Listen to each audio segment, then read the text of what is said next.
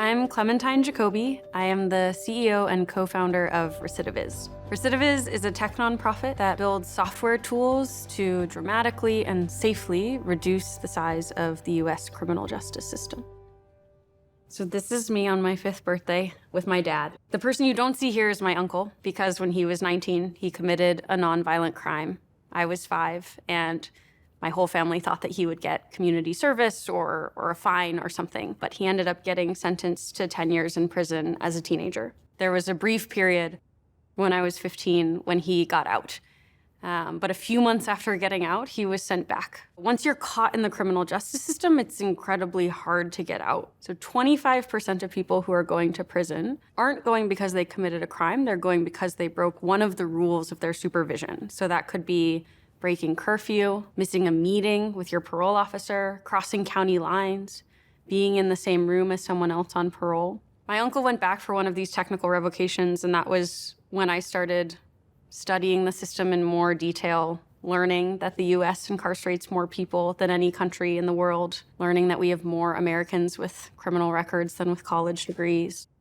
In 2018, I was working at Google, and I kind of had a dream job. I was working on Google Maps, which I loved. But I had these 2 friends who were both brilliant, and both also had family members who had been in and out of the prison system. So Google has this 20% program where you can spend 20% of your time on something you're passionate about. And so we sort of got together and started talking to people in the criminal justice ecosystem, talking to advocates, researchers, journalists, really like anyone who would pick up the phone. And the kind of astonishing thing was that everyone agreed, the left, the right, that bad data was slowing down reform. Like, I think data is not so good at changing hearts and minds, but it's really, really good at accelerating progress in a direction once everyone is aligned on where we need to go, and that's what we had in criminal justice.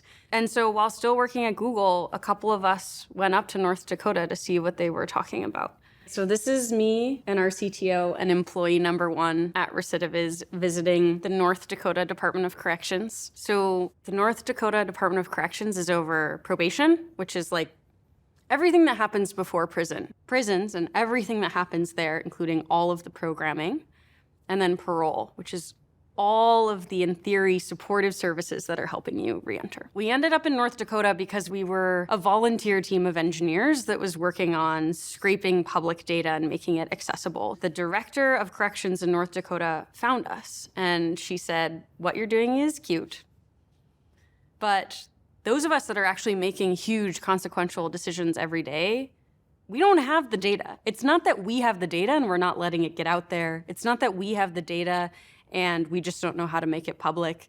We don't have the information you think we have." And coming from Google, this made no sense to me. We went and we talked to everyone. We drove around with parole officers. We saw what they were using to do their job, all the way up to the director of corrections herself, and what she was using to set policy. So I think once we saw that, we were like, that's the problem. That is a problem worth solving.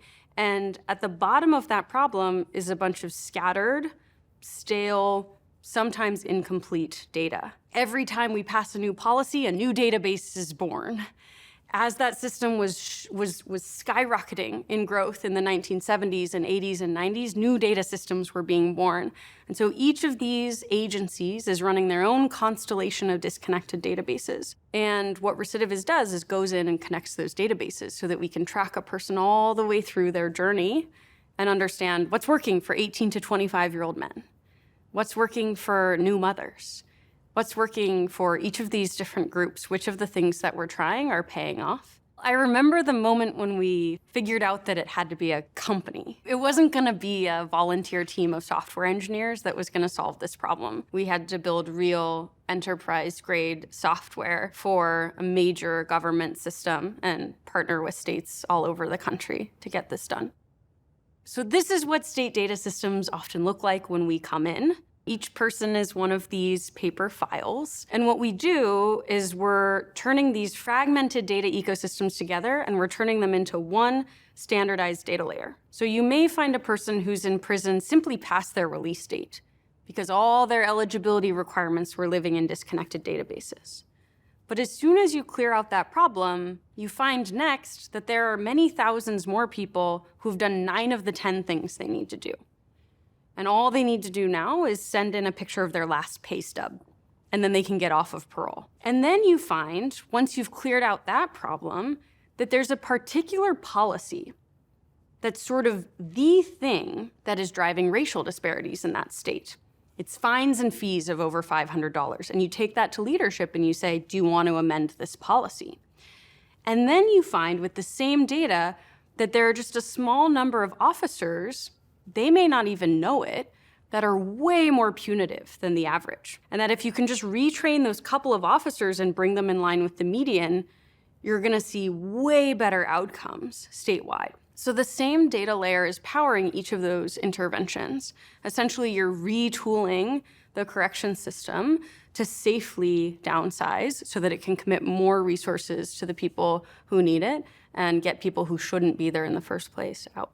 But we're also able to see which of the programs that they had along the way help them on the other side, help them long term. This is the team during COVID. In March of 2020, very early on, we could see that COVID was going to be pretty bad when combined with prisons and jails.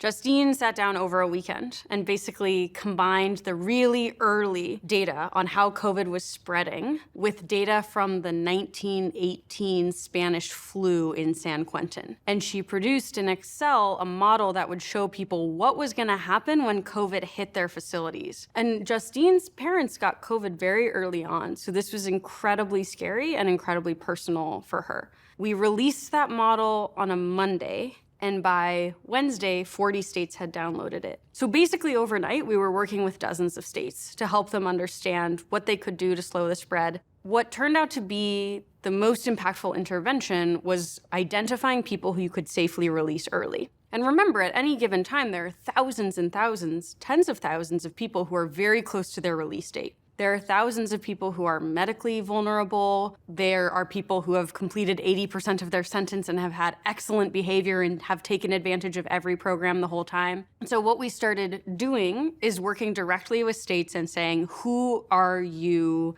able and willing to release? Then we would take their data and generate those lists of people. We would say, here are 500 people who meet those criteria.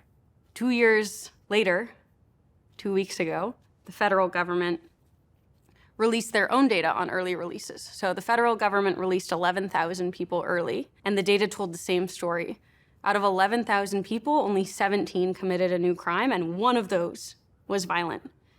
So it's a really amazing success story. It's an issue that has resonance all across the country and has resonance with incredible software engineers and data scientists who want to work on something that will make the world better. So this is our team today. We're about 60 people today, and we're working across 25% of the US prison population. Across 11 states, the 11 states are as big as California and as small as Maine.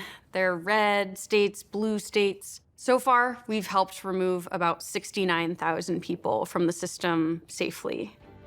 By shrinking the system, by making it more efficient and effective, by bringing people home who don't need to be there and refocusing resources, by identifying what works and doing more of it, we're creating safer communities and stronger communities.